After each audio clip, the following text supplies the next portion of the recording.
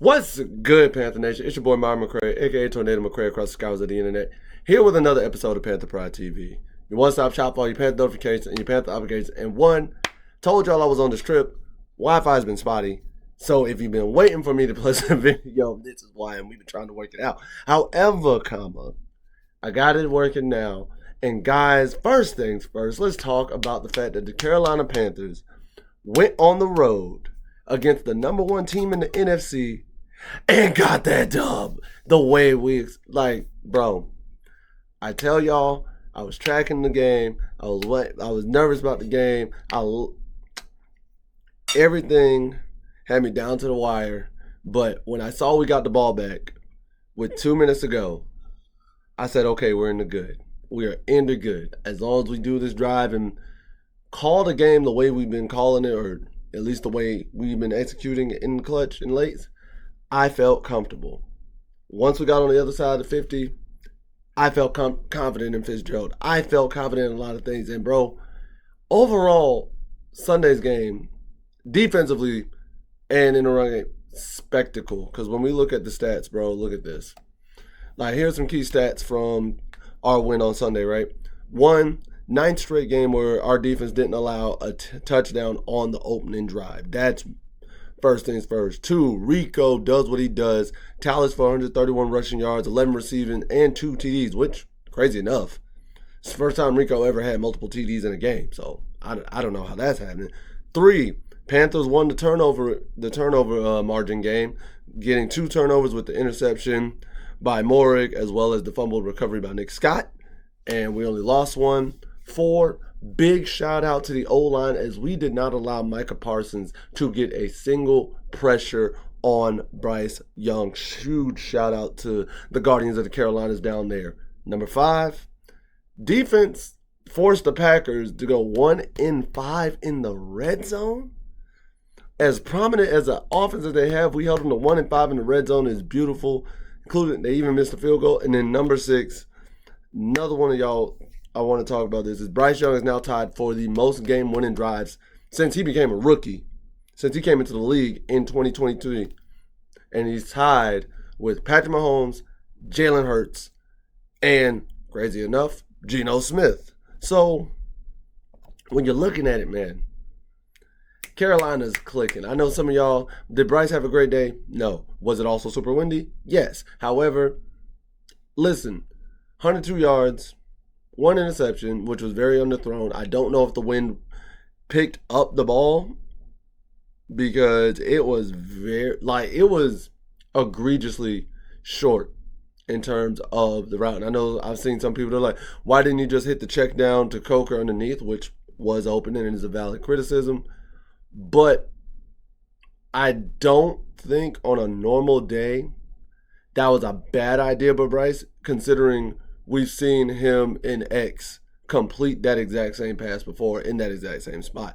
So, would you like to see him check down to Coker and see if Coker can get the first down and the touchdown on yards after catch? Absolutely. Absolutely. Nobody's going to say that. And I'm not going to sit there and say Bryce played a hell of a great game, because he didn't. But he played a good enough game, managed a good enough game, and orchestrated another drive to lead us to a win. That's all I can ask out of him. That's all I can ask out of any QB. Because had the situation been reversed, and Jordan Love, who went 273, no TDs, 1 interception, all you're asking him on, if he gets the ball on the final drive, just manage it, get the field goal range, do what we do. So, hate that, but Rico, one huge, just monster day by the defense, because you're able to get a sack on Jordan Love. You were able to get 6 hurries on Jordan Love. You were able to get 2 turnovers off the Packers offense. You were able to hold the Packers offense to 13 points, bro. One of the most prominent offenses in the league, and you held them to 13 points. And Avero, I know I've been on your neck all year. I've been on your neck all year about it. Your defense is looking good. Your defense is looking better. And you are slowly earning your way away from that hot seat. It's still lukewarm. Don't get it twisted.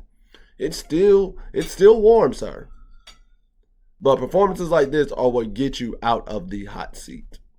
Performances like this are what get you comfortable and things of that nature. But again, one of the main stars that we have to talk about, because since he's been the starter, he's been one of the catalysts for our offense, and that is none other than Senor Rico Dowdle, continuing to shine, continuing to put up numbers, continuing to be the workhorse, continuing to rack up the charges and do what he do. Because, man, look at this. Since Rico has been the starter, and actually since Rico's gotten every game where Rico gets 23 or more rushing attempts, carries, right? These are his performances. 206 rush yards, 28 receiving yards, and 1 TD versus Miami when he did it. 183 rush yards, 56 receiving yards, 1 TD versus Dallas when he did it. Then 130 rush yards, 11 receiving yards, 2 TDs versus Green Bay. And he now sits currently third in the NFL with 735 rushing yards. If you would tell me that by week 9, Carolina would have the third best running back in terms of rushing yards in the league at the start of this season, I would not have believed you. I would have said we had the best tandem, but I wouldn't have thought either one of them would have been like top 5 all rushing yards. And Rico's done that in only 3 games as a starter. That's why Dave Canales, going forward, it's clear and it's evident. Rico's got to be the starter right now. Chuba's just not doing it this year, and it's not to knock Chuba in any way, shape, or capacity. I'm not saying Chuba is not capable of being a 1,000-yard rusher, but in 3 games alone, you look at rushing yards alone, 206, 130, and 183. That man, in the 3 games where he started, has racked up 206 to 183. That puts him at 389. Plus another 130. That puts him at over 500 yards. Already in just 3 games. So what? So it's clear. It's clear and it's easy. It's easy work. Give Rico the ball. Let him rack up the charges against any NFL defense that wants to try. And watch everything flow a lot smoother. Watch the offense look a lot better. Just watch them do their thing. And I love to see it.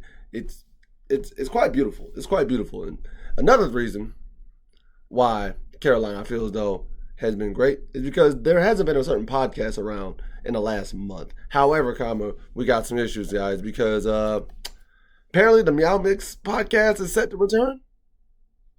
So if you don't know, and some of you have mentioned this in the comment section and brought it to my attention, that the Meow Mix podcast quit after, I want to say, the New England game. They quit after the New England game. Since then, we have gone 4-1. Since then.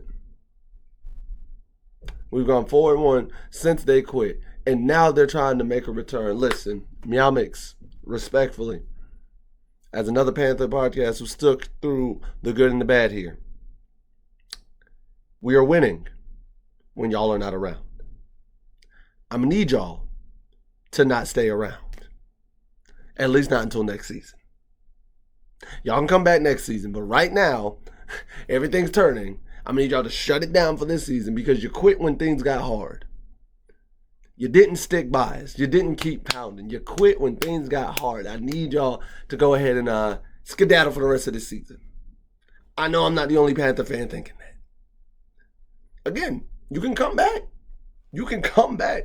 But for the sake of us, for the sake of the franchise, if Carolina, we get superstitious, we get crazy, we'll take any way that we can get a win. And if y'all not being around somehow translates and correlates into wins,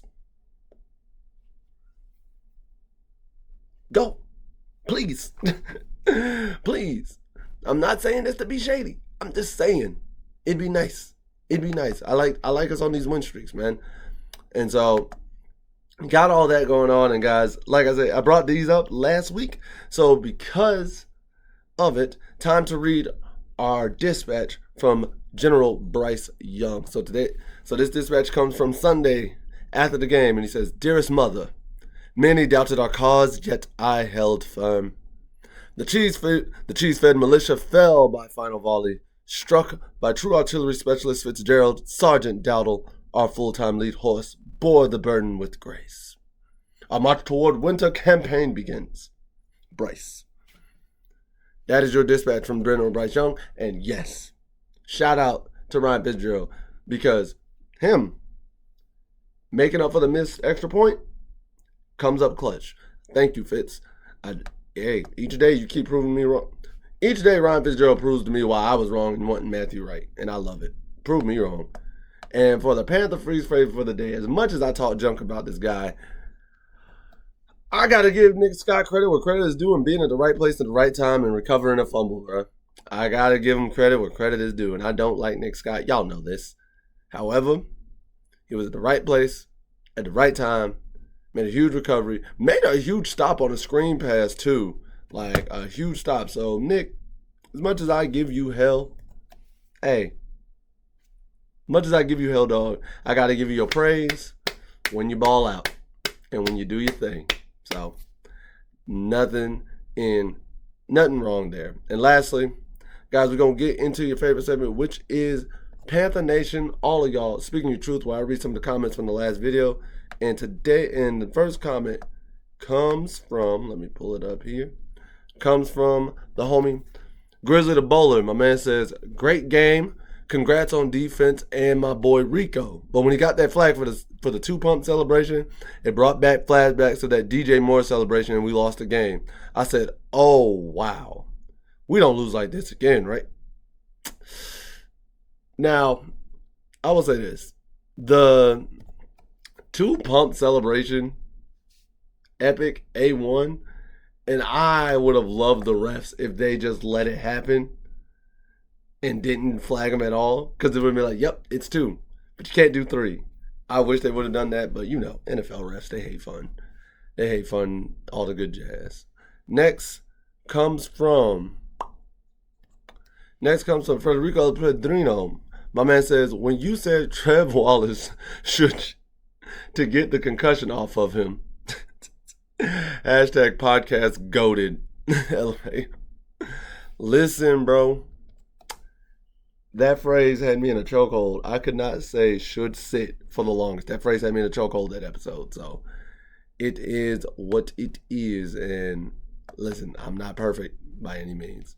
And the last comment comes from Derek Oxidine 171. He says, "My guy, why you looking like Ricky Smiley today?"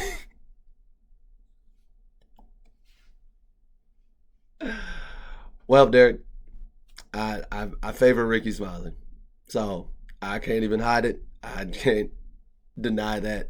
That is one of my celebrity go-tos that people always say I look like. So hey, I've even said it myself. But guys, that's all I have for today's video. If you enjoyed this video, please make sure to like, share, subscribe, and hit that notification bell at the bottom so you can always be notified when these videos are dropping. Next, comment below and let me know, what was your favorite part from Sunday's game? Are you loving the fact that Rico is the third leading rusher in the NFL right now? And do you want the Meow Mix podcast to return?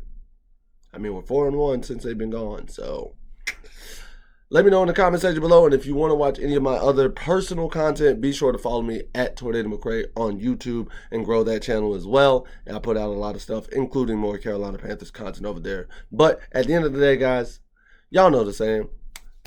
What do I know? I'm just a skinny brother with two tats. Peace. Much love to all you Panther Nation. Take care. Later days. And as always, keep pounding. I'll see y'all next time.